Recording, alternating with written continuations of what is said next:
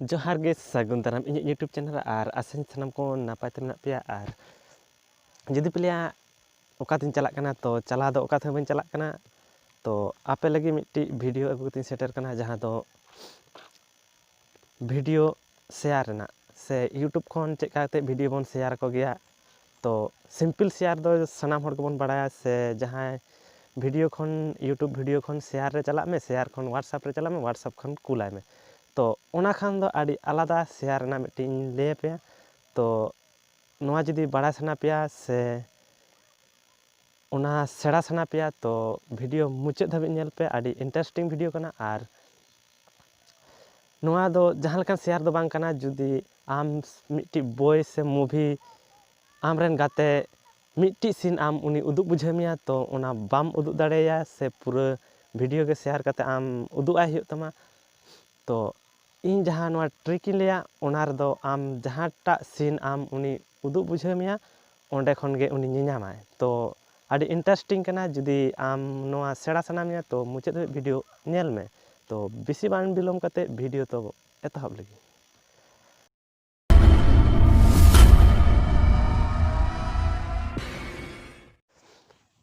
नोआ ट्रिक करा लगी ते पोइलो राम सेनो हुयो तमा वा यूट्यूब रे सेन कते जहाना ओना वीडियो नोआ वीडियो के ओके कते उदुग आपे कना तो नोआ वीडियो नोडे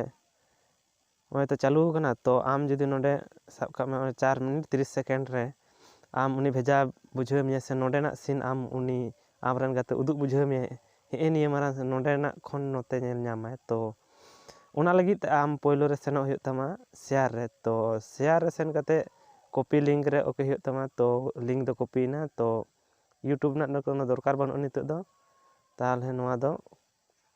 कटा गड़ी का खान के तो व्हाट्सएप रे सेन कते उनिम कुलाय खान तो नोडे हेज कते उना लिंक पेस्ट हुयो तमा तो आबो दो नॉर्मल जखन मन कुला नोंका कॉपी याबन पेस्ट कते न से ओंडे खन शेयर कते डायरेक्ट एकदम व्हाट्सएप रे हेज कते रहन कुल गया तो नोडे दो आम डायरेक्ट बांग कुल कते नोडे ओए लिंक रना मुचे रे आम नोडे टैप कते तो नोडे हिजुआ नित दो नोआ तो नोडे हेज कते आम पोइलो रे टिपो हुयो तमा नोडे ओए जिज्ञासा चिन्ह नोडे माताम हुयो मुचे रे तो इन पोरे आम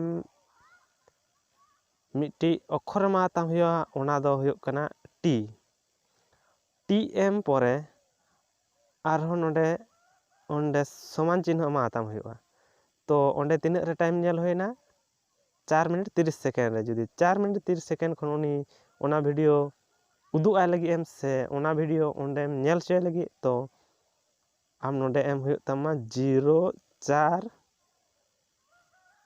एम मिनिट एम माताम तापरे 30 सेकंड 30 एम ऑल के तापरे 30 पोरे एस एम मादा आदो चेत हमान चिके हुयो तमा तो नोंका आम कुलाय खान गे तो कुलाय खान गे उनी आम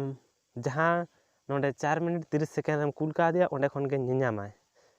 तो ओना हूँ उदुग आपे कना तो नोडे खन गे शेयर दा तो आइन ठन दा आर मिट्टी मोबाइल दो बनुआ तो नोडे खन गे उदुग आपे कना नोआ लिंक रे क्लिक लिखाने डायरेक्ट नेल में यूट्यूब रे चला कना यूट्यूब रे नेल में 4 मिनट 30 सेकंड खन गे आरंभ कना तो निये गे ताहे कना ट्रिक दो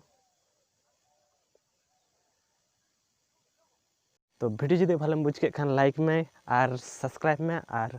जहां को पे लहा तो पे सब्सक्राइब कदा उनको दो आड़ी आड़ी सारा तो तिहिन लेका उनका गे नेपाम बन परेर वीडियो रे।